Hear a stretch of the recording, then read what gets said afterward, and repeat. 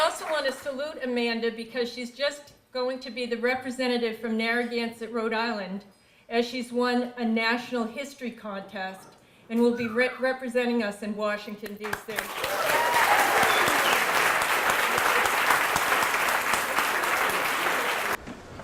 On October 9, 2012, Malala Yousafzai, a Pakistani schoolgirl and education activist, was gunned down by the Taliban as she rode home on a school bus in Swat Valley, Pakistan.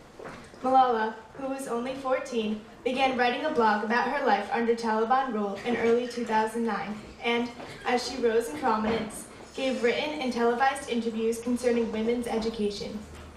She was nearly killed by her own country for advocating basic civil rights. The United States of America, unlike countries such as Pakistan that are plagued with oppression, was founded on the principle that all men are created equal, that they are endowed by the Creator with certain unalienable rights, that among these are life, liberty, and the pursuit of happiness. Americans have the ability to speak freely, to dress freely, to travel freely, and to practice any religion. The idea of freedom is one that has drawn immigrants and travelers to America for years. President Ronald Reagan once said, "Freedom is never more than one generation away from extinction."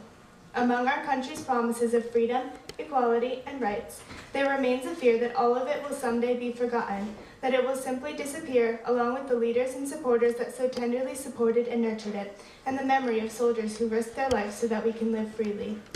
There is always a fear, especially in the mind of the older generation, that those behind them, those stepping into the forefront to take the place of their elders, will fail to live up to what is expected of them. That in taking the nation into their own hands, the country's laws and principles, even freedom itself, will slip through their fingers into the abyss.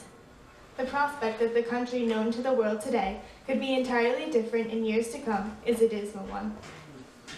Because of this fact, it is tremendously important that as the responsibilities of America are passed down from generation to generation, the youth are exposed to the idea of freedom. We must ensure that the brave men and women who fight for our country are never forgotten, and that the young people like Malala Yousafzai continue to inspire. For the sake of our nation and the people, young and old, who call it home, let freedom ring.